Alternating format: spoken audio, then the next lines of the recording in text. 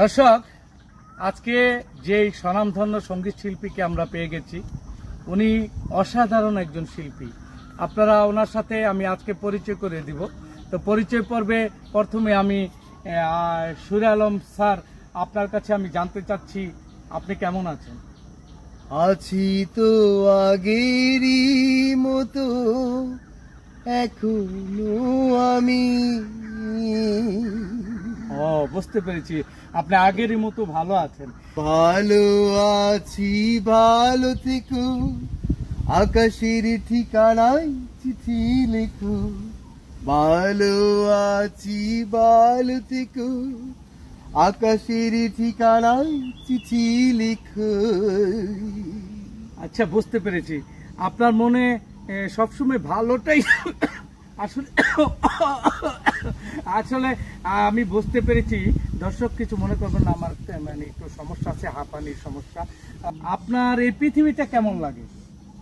পৃথিবীর চারপাশে যেদিকে তাকাই, সেখানেই তোমায় কি পাই, খুঁজে পাই।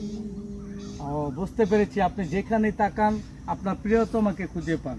তো প্রিয়তমাকে নিয়ে কি কিছু বলবেন? ও প্রিয়জন, বড় আয়োজন করে দুঃখ দেয়ার কি ছিল প্রয়োজন। দর্শক, আমরা বুঝতে পারলাম যে ওনার প্রিয়জন বড় আয়োজন করে ওনাকে ছেঁকা দিয়েছেন, তাই না? তো ভাই, এই পৃথিবীতে কেউ আসলে প্রকৃত সুখী না। তাহলে এই পৃথিবীতে আপনি যারা প্রকৃত সুখী না, আমরা এই বিষয় নিয়ে কিছু একটা বলেন। সুখেরই পৃথিবী, সুখেরই অভিনয়, যত আড়ালে রাখো, আসলে কেউ সুখী নয়। নিজ ভুবনে চির দুঃখী, আসলে কেউ সুখী নয়। নিজ ভুবনে চির দুঃখী, আসলে কেউ সুখী নয়।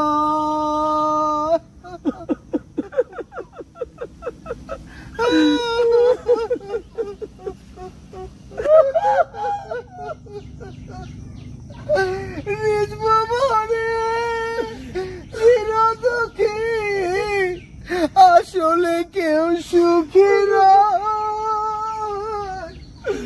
দর্শক, আমি আর কিছু বলতে পারছি না।